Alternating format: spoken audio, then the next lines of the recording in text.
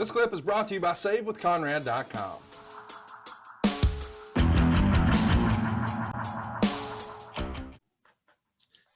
This is a fun question here from Troy Roberts. He says, Arn has worked with wrestlers from both the Power Plant and the Performance Center, and I would assume he has spent time at both.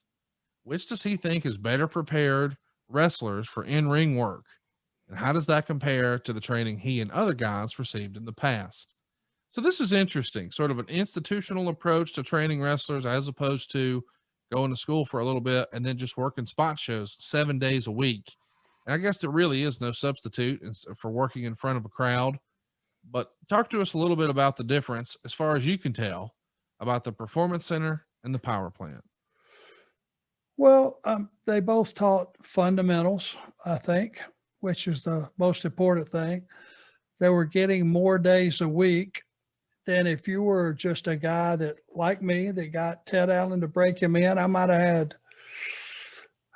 I might have had 12 to 15 days of training before I was on television. But after I did a couple of TVs, and then Ted started getting me booked at little spot shows. Until you're in front of a live crowd that's going to give you live kickback and feedback, there's no better training tool than that. If you're just in a school like the Power Plant with no fans, just the other students, or if you're, at NXT, if you're just performing for each other, you're not getting a true idea of what's working and what's not.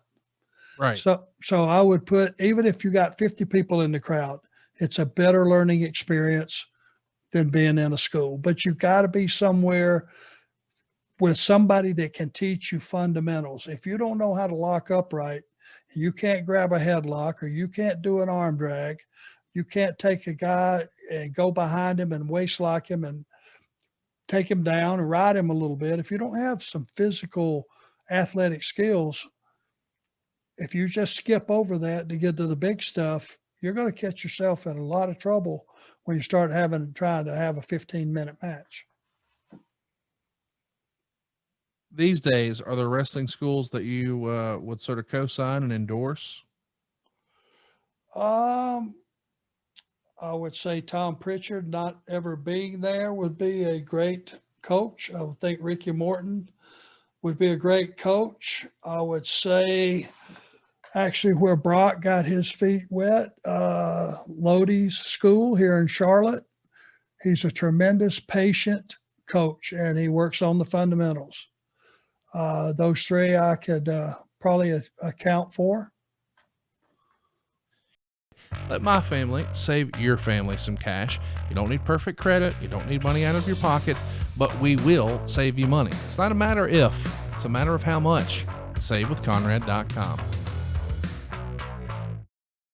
D42NO says, Arn, would you ever consider starting your own territory promotion?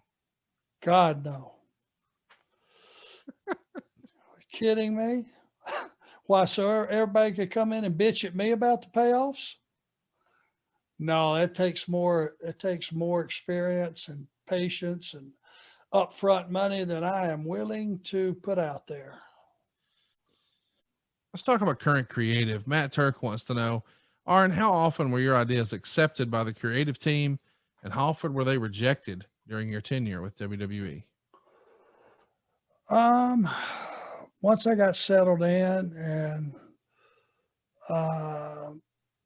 probably after a couple of years of being in the meetings,